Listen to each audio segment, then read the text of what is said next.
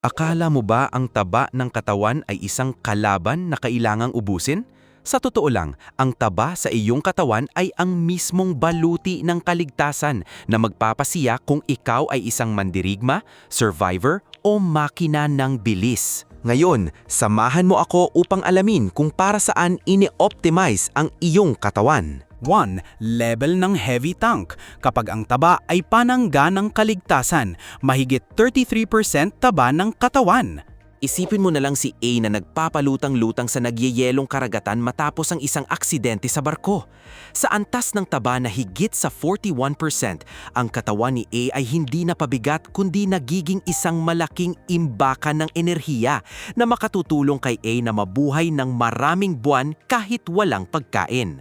Ito ang pinakamataas na limitasyon ng ebolusyon na tumutulong sa mga tao na makayanan ang pinakamalupit na taggutom sa kasaysayan. Ang makapal na layer ng taba ay gumagana tulad ng isang natural na life vest na nagpapalutang kay A sa tubig nang hindi nangangailangan ng masyadong pisikal na lakas. Bukod pa rito, ito ay isang biological thermal blanket na pumipigil sa hypothermia kapag lumulubog sa malamig na tubig. Gayunpaman, ang kapalit ng super kapangyarihang ito ay ang malaking banta sa kalusugan kung nakatira ka sa isang kapaligiran na sobra-sobra sa pagkain. Kung bumaba si A sa 33% hanggang 40%, siya ay lilipat sa estado ng isang weightlifting strongman. Sa puntong ito, ang malalaking tiyan at paa ay nagsisilbing mechanical na counterweight na tumutulong sa katawan na makayanan ang napakalaking karga na maaaring bumali ng buto ng isang ordinaryong tao. Ang tissue layer na ito ay gumagana bilang isang shock absorber na nagpoprotekta sa panloob na organo ni A mula sa matitinding paghataw o blunt trauma. May isang kagiliw-giliw na kababalahan na tinatawag na obesity paradox, kung saan ang mga taong may malaking energy reserve ay may mas mababang mortality rate kaysa sa mga payat kapag humaharap sa matitinding sakit na lumulubog sa enerhiya tulad ng malalang paso o impeksyon. Sa madaling salita, kapag ang katawan ay nasa energy crisis, ang taba ang savings account na pumipigil sa iyo na mabangkarote sa biological na paraan. 2. Level ng cruise submarine, balanse ng lakas at tatag, 25% to 32% taba ng katawan. Sa 25% hanggang 32%, ang iyong katawan ay pumapasok sa isang napaka-espesyal na functional segment na kilala rin bilang pangangatawan ng isang long-distance swimmer. Ito ang perpektong setup para kay A na makalangoy palayo sa malamig na tubig. Sapat na taba upang manatiling mainit at lumutang, ngunit sapat pa ring flexible upang mapanatili ang paggalaw sa mataas na intensity. Sa lupa, ang dami ng taba na ito ay tumutulong kay A na makagawa ng malaking momentum kapag nabangga, na lubos na kapaki-pakinabang kung si A ay isang rugby player na nangangailangan ng crushing strength. Higit pa rito, pinapayagan ng taba na ito ang immune system ni A na maglabas ng enerhiya tulad ng mataas na lagnat upang patayin ang bakterya nang hindi kinakailangang sunugin ang kalamnan bilang gasolina. Gayunpaman, may isang kagiliw-giliw na biological disparity dito sa pagitan ng lalaki at babae. Para sa mga kababaihan, ang 30% taba ay isa talagang elite na indikasyon na mas payat kaysa 90% ng populasyon ng kababaihan sa Pilipinas dahil natural na nangangailangan ng mas maraming essential fat ang kababaihan para sa reproductive function. Sa panlabas na anyo, ang isang babae na may 30% taba ay mukhang kasing fit ng isang lalaking may 20% taba. Ang mga hormone ang arkitekto, ginagawang mag-ipon ng visceral fat ng testosterone ang mga lalaki na nagbibigay ng chunky na hitsura, habang pinupuntirya naman ng estrogen ang taba sa balakang at hita para sa energy storage. Sa aspetong sosyal, ang ganitong antas ng taba sa kalalakihan ay kadalasang mali ang pagkakaintindi bilang hindi kaakit-akit. Ngunit sa katunayan, nagbibigay ito ng tahimik na bentahe sa endurance na hindi taglay ng mga sobrang payat. Level ng all-around warrior, safety zone at optimization, 15% to 24% taba ng katawan.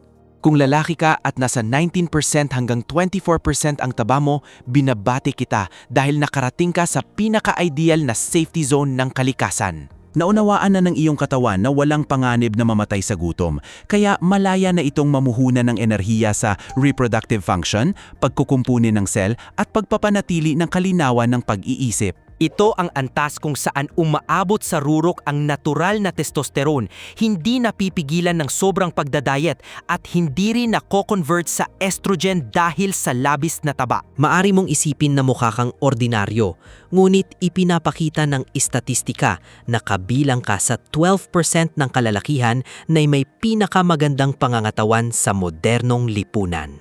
Sa mga tuntunin ng functionality, ito ang pinakamahusay na setup para sa long-distance march habang nagdadala ng mabibigat. Sapat na taba upang hindi maubusan ng lakas, ngunit hindi masyadang mabigat upang ma-overload ang cardiovascular system.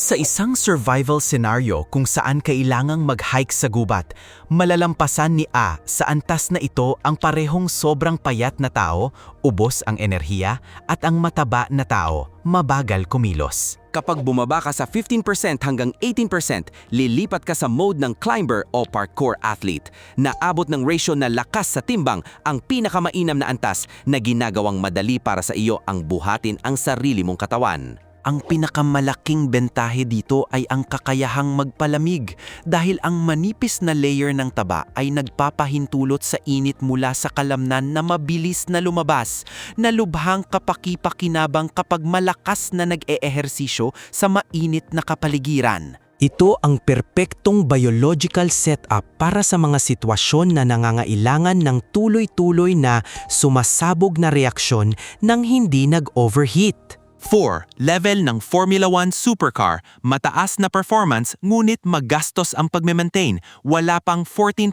taba ng katawan. Pagpasok sa 10% hanggang 14% zone, ang katawan ay nagiging isang dynamically optimized na makina para sa bilis at liksi. Ito ang teritoryo ng mga sprinter at fighter kung saan bawat gramo ng timbang ay kinakalkula upang makabuo ng maximum output. Ngunit ang tunay na halaga ng antas na ito sa modernong lipunan ay isang class signal. Dahil napakahirap panatilihin ang antas ng taba na ito ay nagiging isang advertising board para sa bakal na disiplina at kakayahan ng may-ari na kontrolin ang pagnanasa. Ang nervous system sa antas na ito ay gumagana ng napakasensitibo na nagbibigay daan para sa mabilis na reflexes at agarang pagbabago ng direksyon, isang mahalagang bentahe sa paghahanap at pagtakas. Kahit mababa ang energy reserves, ang taba ay matalinong nakatago sa kalamnan, intramuscular, na tumutulong upang mapakilos agad ang high-speed na enerhiya. Pagbaba sa matinding antas na 6% hanggang 9%, magkakaroon ka ng ganap na bentahe sa sports na nahahati ayon sa timbang. Ang paglabas ng mga ugat at bawat hibla ng kalamnan ay lumilika ng nakakatakot na psychological pressure sa kalaban sa unang tingin pa lang. Ang katawan ay nasa bahagyang catabolic na estado na may mataas na antas ng stress hormone tulad ng adrenaline na nagpapanatili sa iyo na laging handa sa labanan. Gayunpaman, ang estadong ito ay napakamahal sa biological na paraan at hindi sustainable para sa pangmatagalang kalusugan. Sa huli, ang antas na wala pang 5% ay ang theoretical limit para sa buhay na nag-iiwan lamang ng kaunting taba upang protektahan ang utak at panloob na organo. Ito ang rurok ng aesthetics ng bodybuilding sa entablado kung saan nakalantad ang bawat detalye ng kalamnan. Ngunit tandaan, ito ay isang lubhang mapanganib na estado. Ang katawan ay nasa bingit ng pagkaubos at maaari lamang itong mapanatili sa loob ng napakaikling panahon para sa pagtatanhal. 5. Madaling maunawaan at madaling tandaang tungkol sa taba ng katawan. Huwag tumingin sa salamin ang iyong taba. Tingnan mo ito bilang iyong suot na character gear. Kung kailangan mong mabuhay sa malamig na ilang, ang taba ang iyong pinakamatalik na kaibigan. Kung kailangan mo ng high-speed hunting, ang pagiging lean ang pinakamahusay na sandata. Ang issue ay hindi kung gaano karami ang numero, kundi kung anong biological configuration ang pipiliin mo para sa iyong pamumuhay. Kung gusto mong tuklasin pa ang maraming nakakagulat at interesanting bagay na kinakatakutan ng iba na lapitan, pindutin ang subscribe button ngayon. At kung nag-subscribe ka na, welcome home!